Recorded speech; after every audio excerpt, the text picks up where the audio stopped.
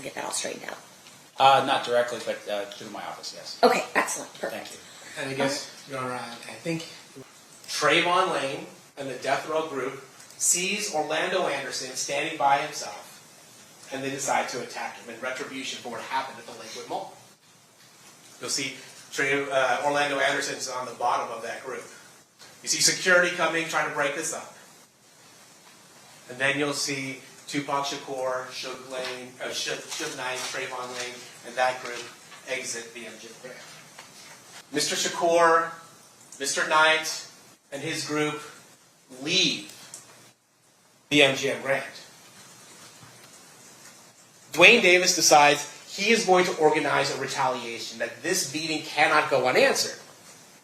Then he runs into a person named Zip Martin. Remember the Zip Martin that was a connection with Bad Boy Entertainment from New York?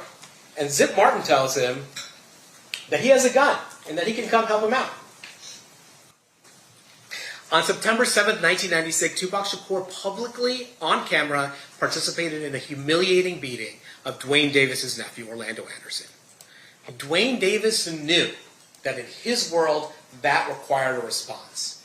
And over the years, in private interviews and public statements, and even in private calls, Duane Davis has repeatedly told us, over and over again, about the anger he felt and his own role in the revenge drive-by shooting of Tupac Shakur. And now, nearly 30 years later, we're going to ask you to finally hold Duane Davis accountable.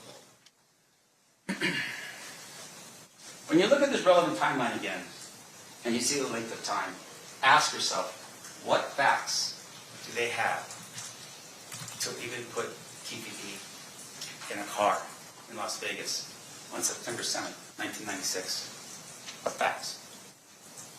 When you look at the video that happened at the MGM, look for them. Try to find them in there. Try to find any of the other individuals.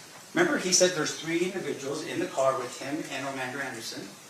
Orlando's in the video because he's getting beat up. Find any of those other individuals on the videos of the MGM. Look for evidence that shows that Keffe D was even in Las Vegas on the night of the fight. Really, at the end of the day, what you're going to hear from witnesses that will testify to this is that Keffe D was known to do this. That's the testimony you're going to hear in this case. That's what you're going to hear about that man right there. And so you have to ask yourself the question. If I just say things, is that going to end up being one of those things where I'm going to be hemmed up for a murder if I just keep repeating a fiction? If I keep repeating that? The answer is no. You have to corroborate everything I say in order for it to be true.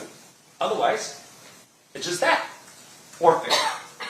And at the end of all the time we spend together, what you're going to find is that the state cannot prove to you, beyond reasonable doubt, the claim that Keffe had anything to do with a first-degree murder with use of deadly weapons.